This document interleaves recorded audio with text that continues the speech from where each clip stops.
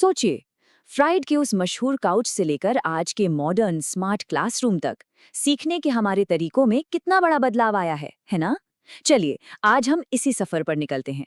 हम उन मनोवैज्ञानिक सिद्धांतों को जानेंगे जिन्होंने पिछले 100 सालों में शिक्षा की पूरी दुनिया ही बदल दी है। कभी सोचा है, हम जैसे सीखते हैं वैसे ही क्यों सीखते हैं, और क्यों कभी-कभी कोई चीज सीखना इतना बड़ा पहाड़ जैसा लगता है? हम सबने ये महसूस किया है कि नहीं? अच्छा, इसका जवाब कहीं और नहीं बल्कि हमारे दिमाग के अंदर ही छिपा है, और आज हम इसी पहेली को सुलझाने वाले हैं।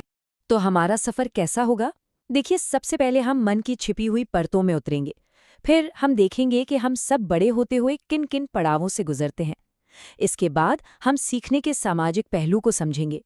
फिर बात होगी इनाम और सजा की, और आखिर में हम इन सारी कड़ियों को जोड़कर देखेंगे कि आज के इमोशनली अवेयर क्लासरूम में ये सब कैसे काम करता है। तो चलिए, कहानी शुरू करते हैं सिगमंड फ्रॉइड से।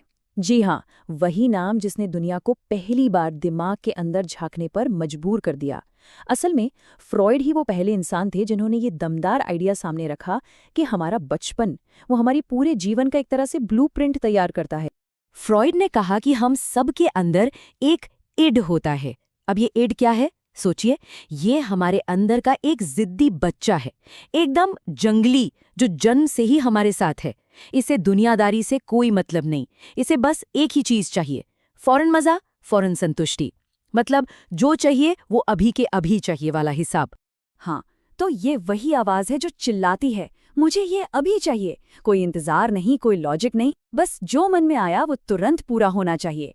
तो फिर इस जिद्दी बच्चे को कौन संभालता है? यहाँ एंट्री होती है ईगो की। अगर इड एक बच्चा है तो ईगो घर का वो समझदार बड़ा सदस्य है। इसका काम है असल दुनिया से डील करना। ये इड की जिद और समाज के नियमों के बीच एक पुल बनाता है, एक बैलेंस बनाता है। ये कोशिश करता है कि इच्छाएं भी पूरी हो जाएं और कोई बवाल भी ना हो। तो ईगो की आवाज कैसी है? ये उस दोस्त जैसी है जो कहता है, रुको, चलो कोई रास्ता निकालते हैं, कोई बीच का रास्ता खोजते हैं। और फिर इस तिकड़ी का तीसरा और आखिरी हिस्सा है सुपर ईगो। इसे आप हमारे अंदर की मॉरल पुलिस कह सकते हैं। ये हमारी अंतरात्मा की आवाज है जो हमें सही और गलत का पाठ पढ़ाती है।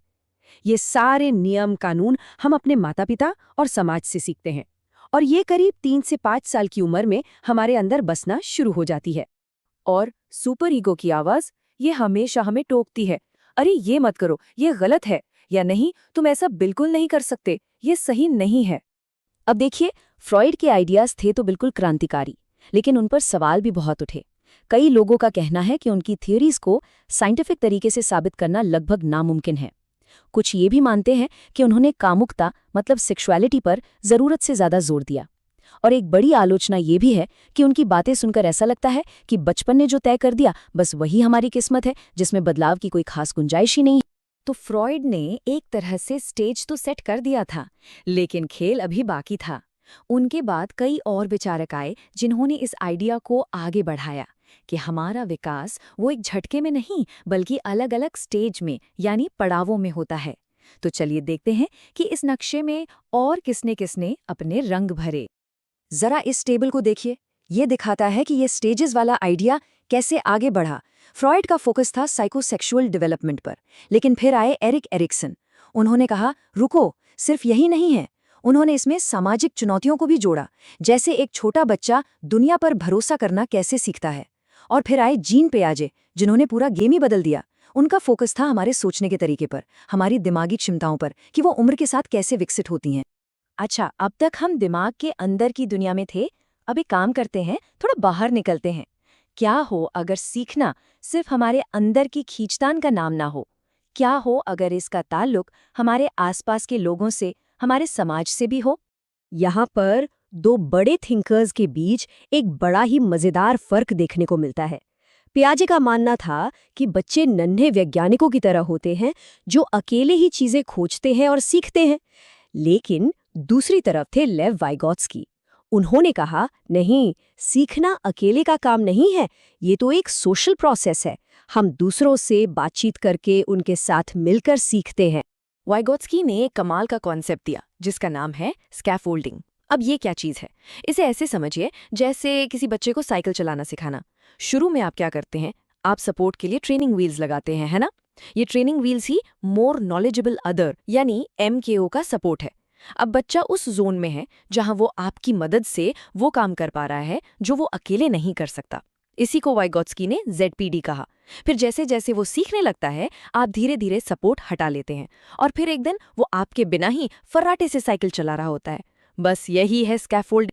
ओके, तो अब कहानी में एक जबरदस्त मोड़ आने वाला है। एक नया स्कूल ऑफ थॉट आया, बिहेवियरिज्म यानी व्यवहारवाद। और इन्होंने आते ही फ्रॉयड और उनके साथियों के आइडियाज को सिरे से खारिज कर दिया।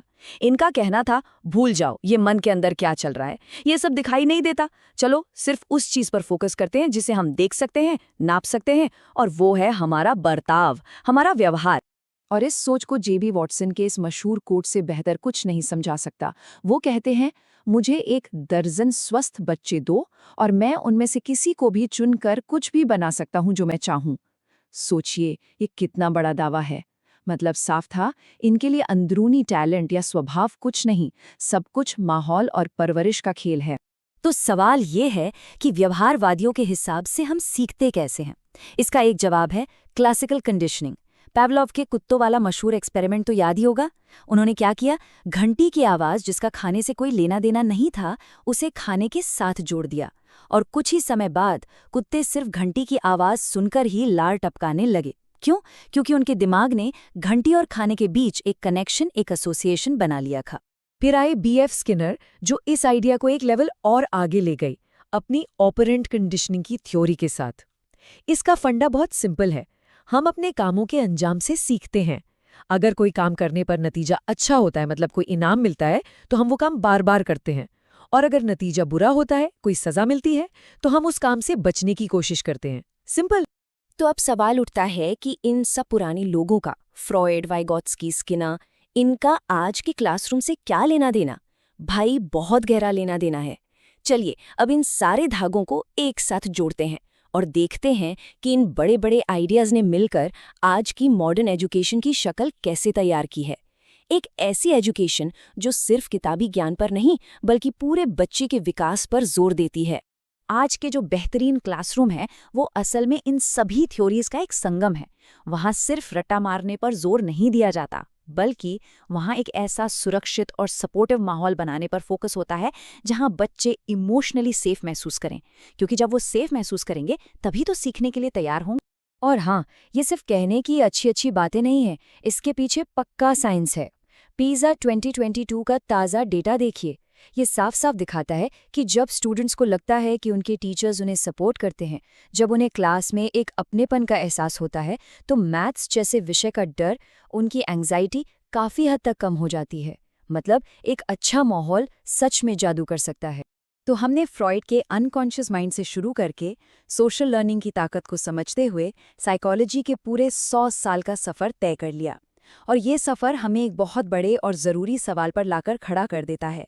जब हम ये जान गए हैं कि हमारा दिमाग इतना कॉम्प्लेक्स है, तो आने वाले कल के क्लासरूम कैसे होने चाहिए, हम उन्हें कैसे डिज़ाइन करें ताकि हर बच्चा, हर लर्नर अपनी पूरी क्षमता के साथ खिल सके।